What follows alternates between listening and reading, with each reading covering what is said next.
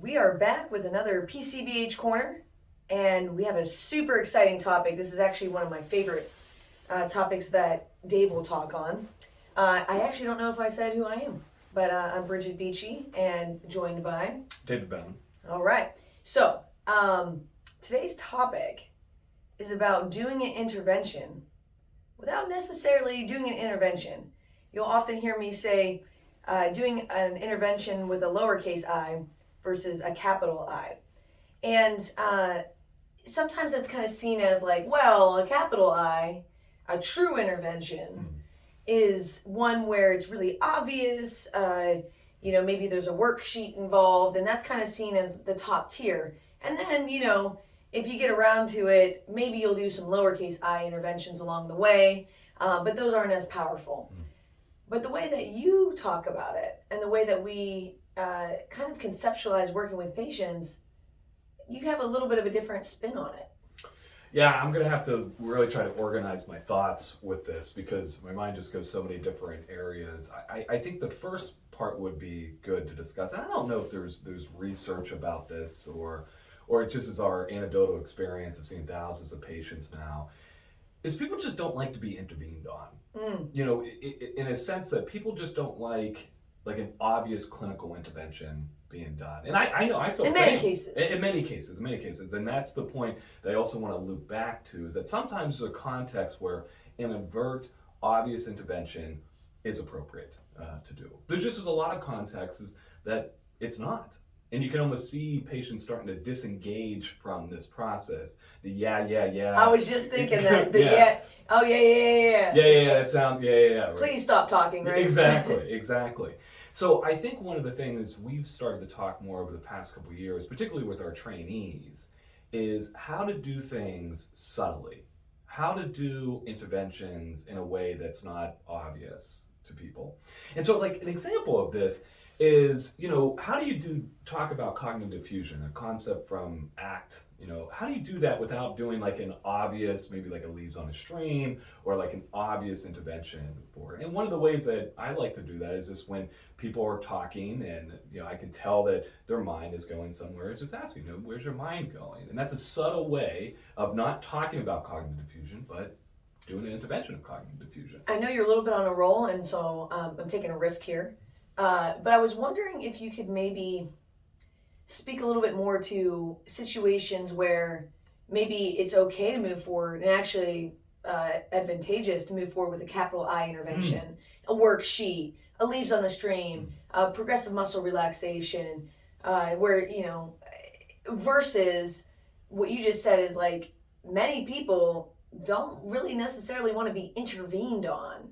And like what scenarios would, what context would produce each of those? I think this goes back to, we really are one-trick ponies with these things about the contextual interview. Yeah, 100%. So this is Yes. why I think the contextual interview is so important, is because as you're going through the contextual interview and you're starting to get to the end, really noticing your mind predicting, is this person in a stage of change? And we are going to do a PCBH Corner on your awesome Access V way of conceptualizing, and one of them is stages of change. So when you get to the end of the contextual interview, you should be able to start to understand, like, what stage of change is this person in right now? Are they in the preparation and action stage? And I think if that's which true, one lends to which? Right, if they're in the preparation and action stage, I say do it up. Do it up and try to do a capital I intervention, one that might be uptaken. Maybe they even give some indication throughout the contextual interview that they're really looking for skills, they're really looking to improve this. If, though, throughout the contextual interview, it's obvious that this person is in pre-contemplative or contemplative, or maybe it's not an or, maybe it's an and the context is just not ripe for an obvious intervention to be done, let's not do an obvious intervention. Let's not try to pull someone into this. And I think MI gets used in a lot of ways. Yeah. MI's whole thing was about this. Like, let's make things, one, germane to the person's context, and let's do things subtly a little bit. The problem is, though, what we've done is that we've taken MI and made it a capital I intervention, like indiscriminately. It's like, all right, I'm going to do rolling with resistance, I'm going to do these scales, when it doesn't make sense within the context. It's like, how do I roll with resistance? Well, you agree with them and meet them where they are, and the patient's like, yeah, things have just been really hard, and I haven't had the energy to do anything, and it's like, okay, well, is this when I roll with is this when I roll with resistance? Is this the like? The other thing that my mind was just going to as you said that, I think the other thing that we have to be aware of, this is such a big topic. I'm so glad that we're having this discussion. The other thing that we need to be aware of, when we talk to people through the contextual interview, start noticing our minds. Is this person a problem solver? Like, is this a human being that I'm sitting across that is able to solve problems? And I would say definitely the patients that we work with that have been through tremendous hardships, a lot of different obstacles and stuff, there is no question that this person is a problem solver. So does it make sense for us to solve their problems? Oh. Does it make sense for us to be like, I'm going to be the one to tell you how to go over this without even asking, like, hey, what's your idea about It's very this? Paternalistic, which we know healthcare has fallen into the trap of really since its inception. Absolutely. So I think that's another thing when we start to move to these like smaller case I's. And let's also call attention to smaller case I doesn't mean that it's a smaller ripple compared to a larger case I. I think a lot of times when we intervene subtly with people, that has the greatest ripple out because it's not obvious. The person feels connected. They feel seen. It's not something that we're intervening on. Right. So coming back to that,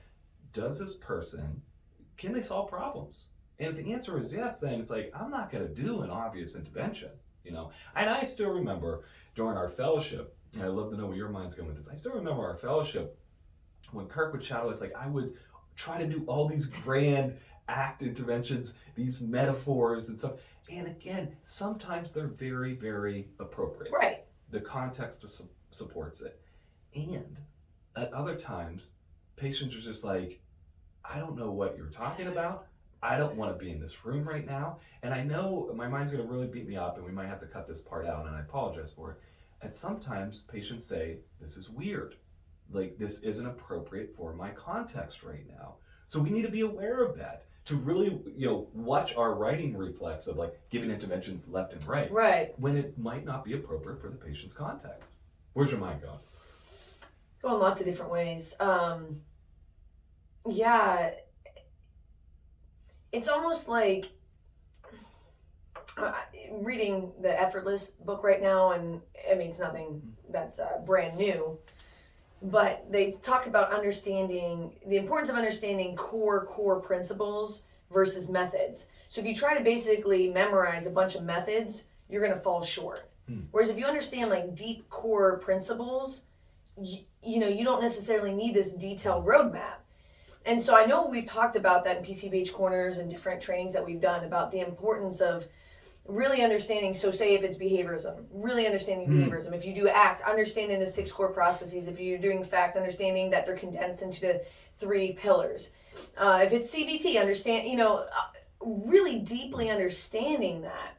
So that when you're put into the room and turns out patients don't necessarily present as though like the scripted thing that you might get in graduate school. So when you're like, oh my gosh, I haven't seen this before. Well, what do I do? And you're trying to follow a certain method that you memorized, which again is very developmentally appropriate. So again, nobody panic. But over time, your goal as a clinician and as a teacher, a supervisor, is to really instill upon and encourage folks to understand deep principles. So that when you're in the room and there's a wrench that's thrown into a situation for whatever reason, that you're not lost. You're like, okay, well, let me go back to like you said, cognitive diffusion.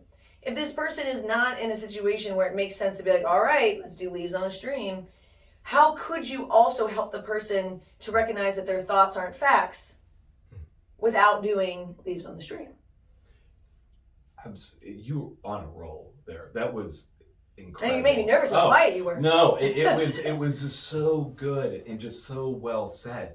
Yeah, my mind's just taking that in because I think what we have seen a lot is that we have moved so much towards one, symptoms lead to a diagnosis, and then you do interventions to treat that diagnosis. Okay. And so far away from theory, philosophy, understanding human behavior. And as you said, when you get in a situation, this is why it's interesting, like exposure. Exposure is a great intervention for a variety of different things. What does the research show us, though, about exposure-based interventions? People drop out. I was going to say folks don't always complete. People don't complete. One, because it's uncomfortable. Two, and then I also think probably because we're pulling people in to do exposure very overtly, very obviously. Yeah. So when we're able to notice what you were just saying, notice the that the patient might not be fitting this intervention, might not be fitting this protocol. We need to go back to then, what's our understanding of behaviorism? What's our understanding of fact, CBT, whatever the philosophy is? What is the understanding that can direct us then? Now I'm going to throw another curveball, because you know what? Why not on PCBH Corners? And if not, we could just shoot it again. So example for you as a clinician. So one of the most common situations that we experience in PCBH, because again, we're working with the masses, is folks experiencing high levels of depression symptoms. And then of course, I mean, we all know how it goes, right? The number one thing for treating depression is? Behavior activation. Yes. Okay, so when you say to a patient, they give you, what they're experiencing, and then you as the clinician say back something along the lines of, well, we have to basically increase what you're doing, even though that's the last thing on earth your brain, body, mind want to do right now. And you're kind of noticing that the more things you're throwing out, the more they're just like, yeah. It's like the book that we had read. Can I pause you real quick on that and make sure your mind's going? That point right there, a clinician being able to be aware of that moment happening in the visit is paramount. Okay. That you're throwing out all these different things. And I think it's really important if you catch yourself, because I catch myself doing this. I still remember this one visit. It still beats me up completely, is that I was just throwing things left and I was shadowed, so I wanted to do like a really good intervention. I was just throwing things out left and right at this patient, and it wasn't landing. And finally, I noticed it. Right. Finally, I just noticed it, and I was like, and I told the patient, I was like, I apologize. Like, I noticed that I am just trying to fix this right now. I noticed my mind pulling me this way. Can we just be here right now? That is a really big thing for clinicians to be able to be aware of when you're just trying to throw out interventions to fix it. Yeah. And then being able to say to me, my bad. When you did do that, where you were throwing out a bunch of interventions, were they just saying, yeah, but kind of with the disengagement, or were they saying oh yeah? Oh no, it was disengagement. But they were saying yes. Yeah, oh for sure. Okay, so that's what I was going to say with Never Split the Difference, super great book about negotiations.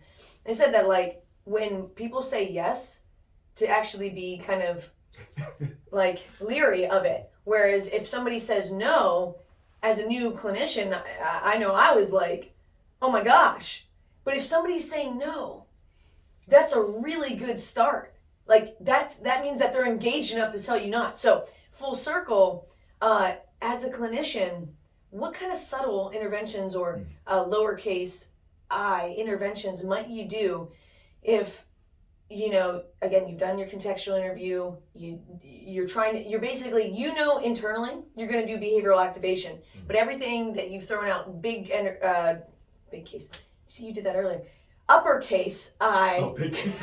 Yeah, I think you said smaller case too. I wasn't going to call you on it, but now I guess I am. See, now I'm doing it. Yeah.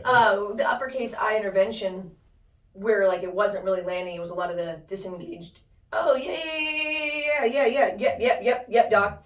What do you do in those scenarios? Obviously, it would very much be dependent on the context of what this individual is. I think I would be just watching my mind, kind of going back through the contextual interview and being like, why would it not make sense for this person just to be on board with this intervention?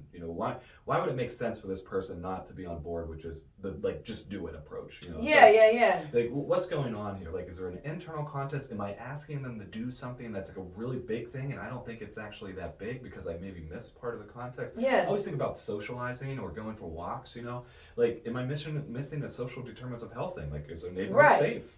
Right. So I think I would start to slow down and become very much more curious with the individual. And I don't know if this even would be a capital I or lowercase I intervention. I think it would just be us continuing to assess the situation of, what do you think? Is there something that we need to work on? I think that's a Okay. powerful one always. Just saying, hey, is Is there there- anything we need to work on right now? And you know what? I think that, who knows if this is true? My mind could just be making this up. I think that's a movement towards love. When we start to give autonomy back to patients, one, that's trauma-informed care, that's person-centered, and that's a movement of love that I am showing I see you as a human. And this may not be a time right now that we change anything. This may not be a time right now that we do a capital I intervention or even a lowercase intervention.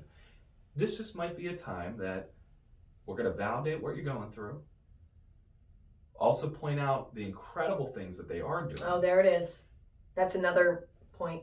Take notes on that one. And that's love that comes through. And now I'm hijacking because I said I was going to ask you, but now I'm too excited. Yeah. The point that you just made about going to what they're already doing and pointing that out, I think is the single most left on the table thing that us as clinicians do all the way around, medical, nursing, BHC, is that the patient is doing so many